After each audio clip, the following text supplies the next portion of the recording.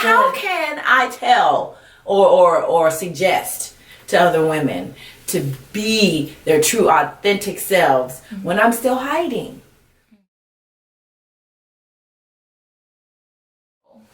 My name is Jacqueline Davis. I am from Texas. I ended up in Nashville because I came here to go to Fisk University. But since then, well, my major was clinical psychology, and I've continued to use my skills as a therapist since I've graduated there to help and heal in the community, especially when it comes to women of color. It's been a part of my realization as my purpose here, but also some spiritual alignment that has let me know that understanding how women heal, healing myself, healing the generations that are going to come and those generations behind me, and helping people and women realize their power, their real true power.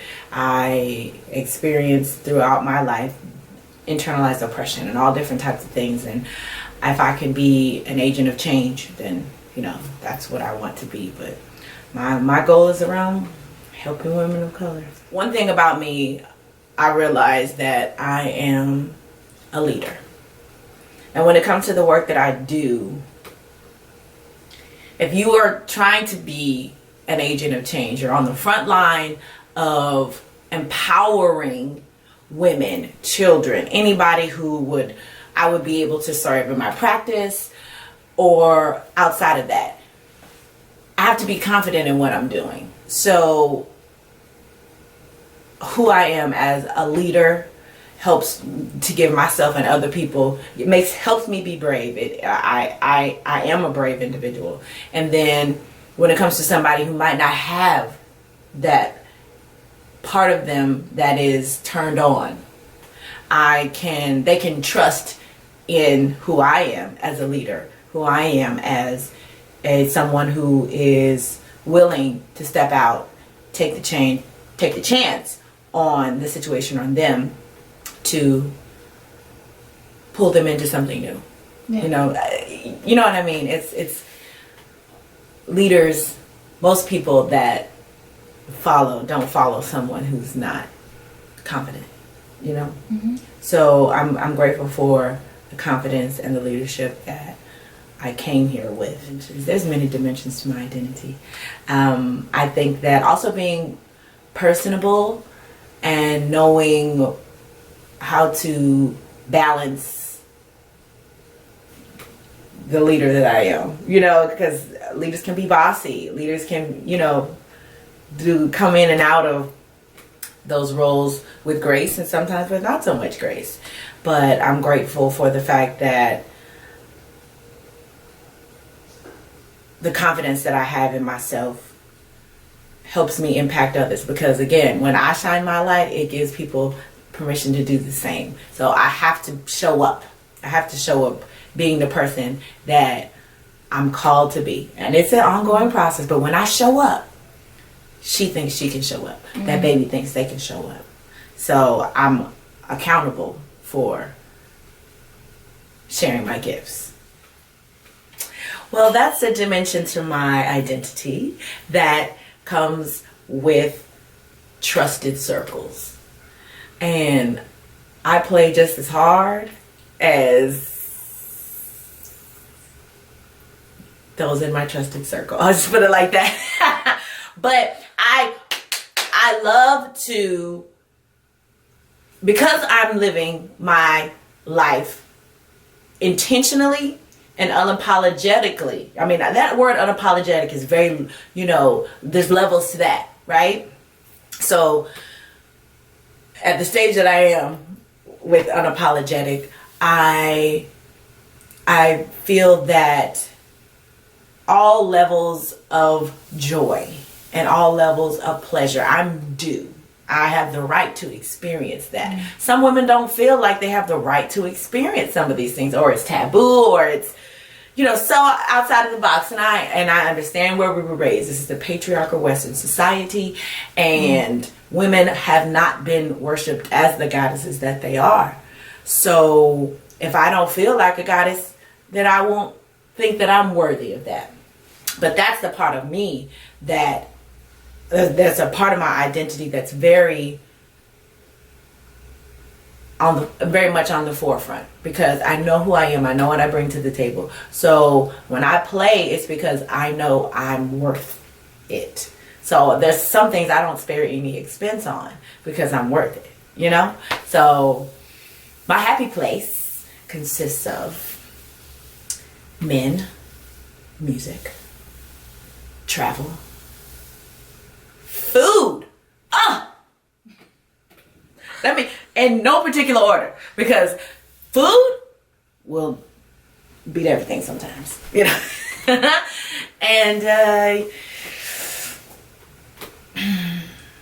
And sisterhood. I can't do anything without my sisterhood, my village, my mother. Yeah, and even talking about it, I know I'm for real because I feel the well, you know, the you know, well up in your throat. Yes. Another thing I stopped doing was waiting on somebody else to create those things or spheres or places that I could go to or inhabit that. I realized, and Spirit told me, some of these things that you know that you want or you need, you have to create them. And when I did, the way was made open for them. We're so freaking awesome. Like, they pull some stuff out of the sky that I'm like, what? I had never thought about that ever. The creativity in this melanin is endless. And because we on a regular basis make something out of nothing, when all of that energy comes together in one space, it's like miracles on top of miracles. You know, so, and when we are clear and free and, you know, not dealing with the everyday humdrum load, when we really get to just take that off and expand ourselves and we're safe to do it, it's endless. I love abundance. Abundance is where everything came from.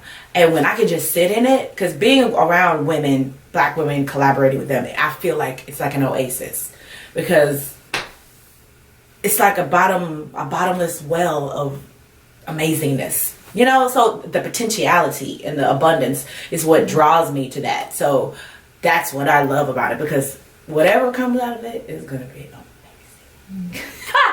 So good. From the perspective of Black women being raised in America, we have a wall that's built up within each and every one of us, and it takes vulnerability and time to allow that to come down. So I feel as though we miss opportunities because we don't trust our sister to hold a space that we need. In any field, in any organization, a lack of trust keeps us apart, in my opinion. Because the collaborations that could happen are endless. There's Black women doing something, somewhere, everywhere.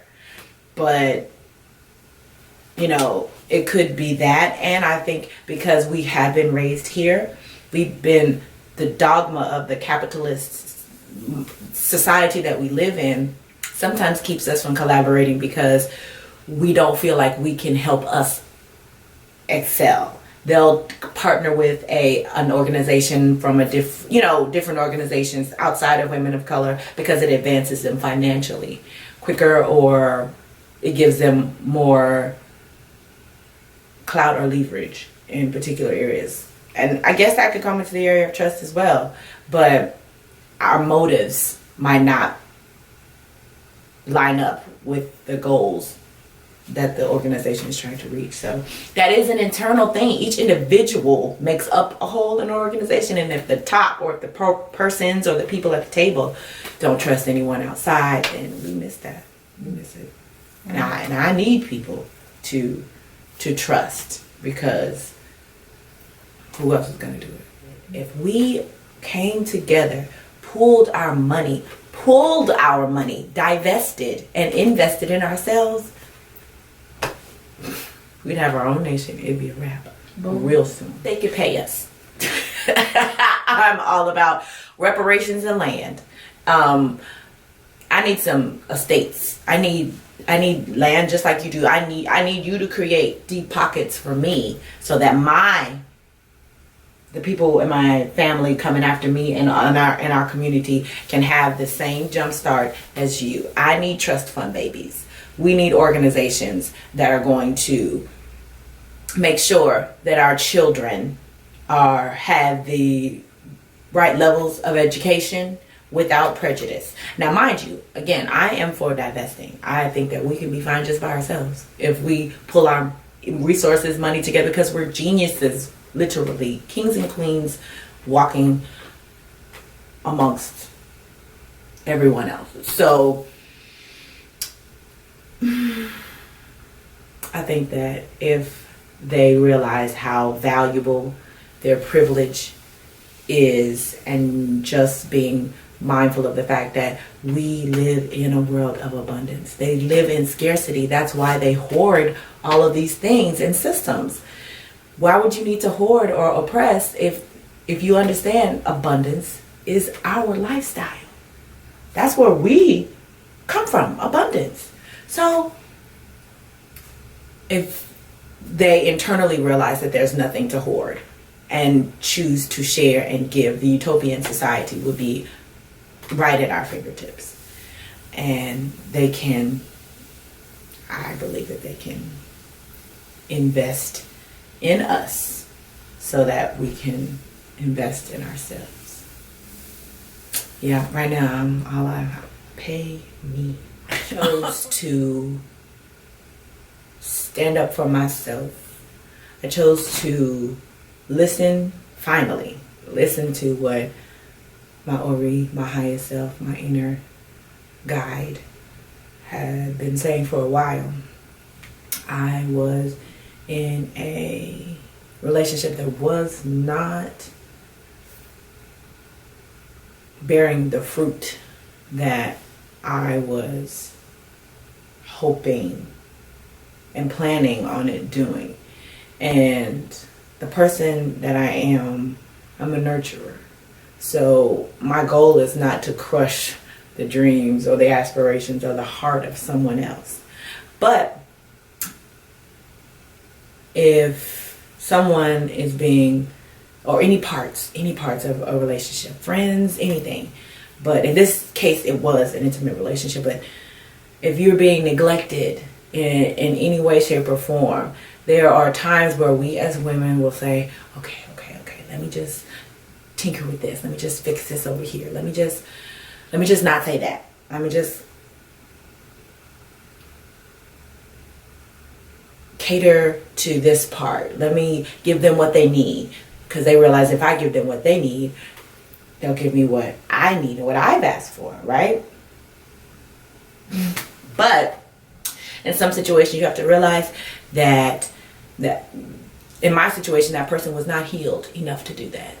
And I had to be firm and say that you cannot bring what is needed in this relationship to the table if you are not healed. And sometimes healing takes work on your own, and you have to do that on your own. So I had to be firm in my decision to give you space to heal. I'm a therapist. I'm a nurturer. There's so many things that I do where I coach and I help, right? But in this situation, I had to say, I cannot coach. I cannot help you, because you are in a space where you need to do that for yourself. How can you love at a level that I'm requiring when you cannot, when your love tank is not full? So you have to fill your own love tank, and then the spill overage is for the rest, of whoever you choose to share it with. But that was hard because previously, I'm a non-rock the boat type of person, right? If we can fix it, if I can, do what I need to do to make all parties cool, because I'm very amenable. I'm a chameleon. I can make it work most of the time, right? And it's hard for me to hold a grudge, and I can forgive, and I can move on and be okay. Like, that's a part of my makeup, and I'm so grateful. But there are times when it gets to a threshold where it's like, okay, everybody's got a boop, kill switch. And I'm thankful for my kill switch. And I listened, because I hadn't always done that. So I stood up for myself and what I felt and what I knew that I had to do for myself and that other person, and tell myself that I'm going to be okay. There will be tomorrow. And you're going to have a good time being okay. Living in the relief. That's where I am. Living in the relief of that decision. That feels good.